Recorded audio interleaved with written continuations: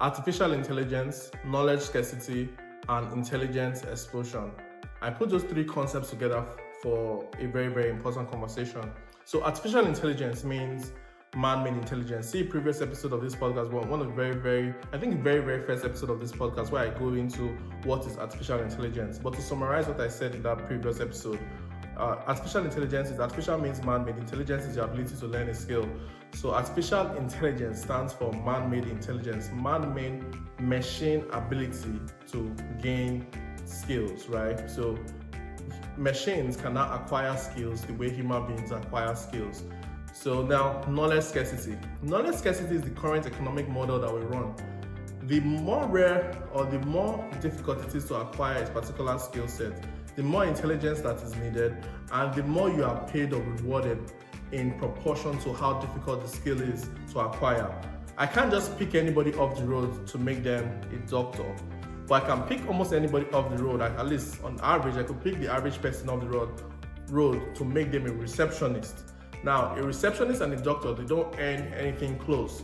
So, because being a receptionist requires little skills, right? It doesn't require too much intelligence. You don't have to go to school for like 10 years to become a receptionist. So that makes it easy. While being a doctor requires you to go to school for an extended period of time and using your intelligence to be able to acquire a specific skill set. So that's the current economic model that we run, right? We run an economic model around the world where for every economically viable task, the more rare it is for you to be able to do it, the more you are paid. The more difficult it is for you to acquire the skill to do a specific task, the more you are paid.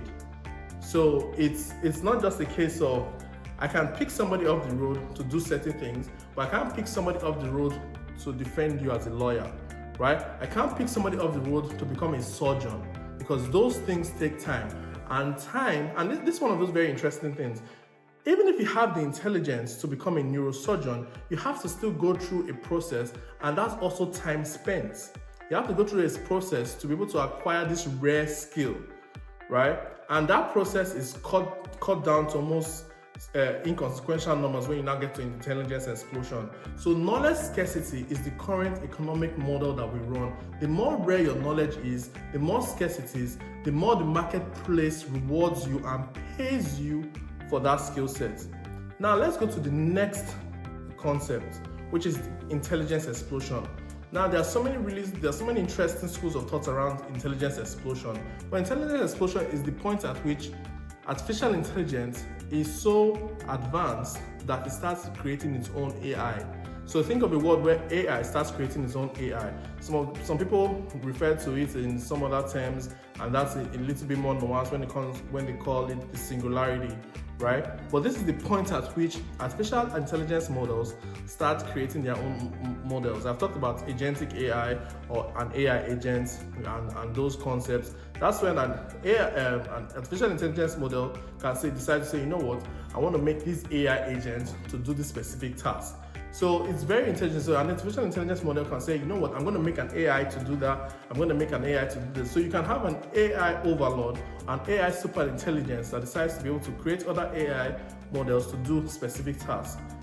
At the point where we get to intelligence explosion, and this is also putting in perspective the fact that this kind of AI model is most likely going to be an artificial general intelligence model, an artificial super intelligence model, which, to summarize what those different concepts mean, but one of the major core tenets around all the different definitions of what this means is that at that point, these AI models are smarter than everybody on earth combined. Now, there was this meme I saw that was really interesting that do you think that this artificial super intelligence would obey you, right? And it's really nuanced. Like people that are going after AGI, ASI, do you think an artificial super intelligent being would listen to you or would obey you for your own means, for your own agendas?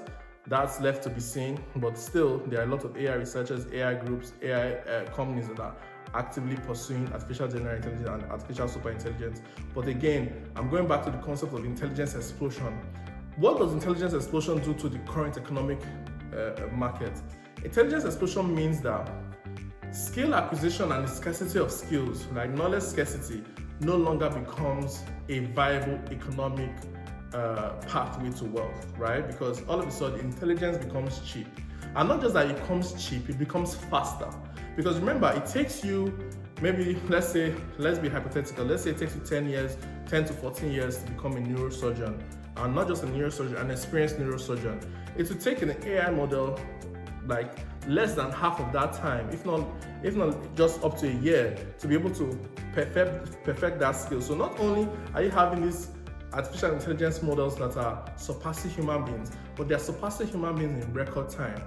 Am I saying going after knowledge scarcity or being intelligent is useless? It feels like it's damn near close to being useless. But what I am saying is that one has to start to prepare for a world where you live in a world that your economically viable tasks, like your jobs, are no longer a guarantee, because artificial intelligence is coming down the road and can possibly do every economically viable task. Now, am I saying this is going to happen tomorrow? No. Am I necessarily saying this is going to happen like next year?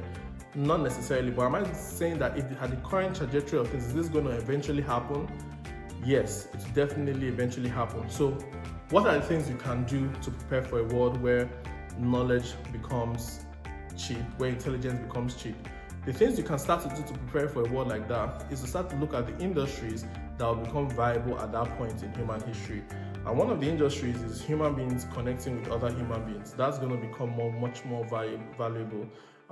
Human experiences, outdoor experiences, natural experiences, because at that point, we're going to start redefining work. We're going to start redefining our purpose as human beings, as a species on this planet. And when we start redefining those concepts, we'll now start saying that there are things that are much more important than what we take as important on our day-to-day. But again, coming back to the core ideas here, artificial intelligence on this end of the spectrum, knowledge scarcity and intelligence explosion, when you think through the pathway, you now start realizing that the knowledge scarcity, which is the economic model of today, like again, to reiterate everything I said, the more rare your knowledge is, the more you get paid, right? So a doctor gets paid in proportionality to how rare and how difficult it is to become a doctor. But when you go to this spectrum and now start realizing that, okay, intelligence is no longer a valuable skill, then it starts getting very, very nuanced. But like I said, you can start investing, you can start preparing, you can start thinking through other solutions. There are still things that human beings will want human beings to do. Remember, being wealthy or being economically important or viable is always comes down to how do you provide value in the marketplace. And human beings are going to always want human beings for certain tasks, right? I personally, I see a lot of concepts around the idea of having like babysitters that are robots. I don't think a lot of people will be happy to do that. Babysitters that are robots. Some people say, oh, babysitters that are AI agents. That for me personally, most parents would probably not be very comfortable with that, except they are guaranteed safety. But if one single incident goes wrong, and it can go wrong, I don't think any parents want to entrust their child to robots. Now, the next conversation will be, do we want to entrust our government to robots or anything? So my two industries that I feel are safe for the most part are things that are very human-centric, and those are the kind of industries that have a future. But when it comes down to this intelligence explosion, it's going to take a while to happen, but it's going to definitely happen at this rate if nothing changes, if there's no cataclysmic events, globally cataclysmic event that changes things.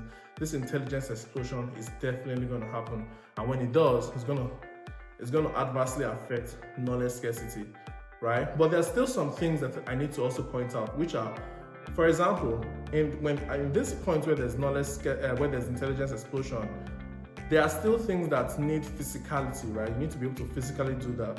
So the robots will now have to come in, right, to be able to do certain things. So for example, a doctor and a surgeon example I gave earlier on, even though there's an AI model that knows everything about being a surgeon, does not necessarily mean that it can be a surgeon.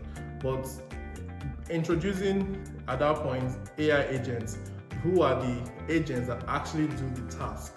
So it's really, really interesting stuff, but what I would dare say is pay attention to this space. These are the reasons why artificial intelligence is such a big deal.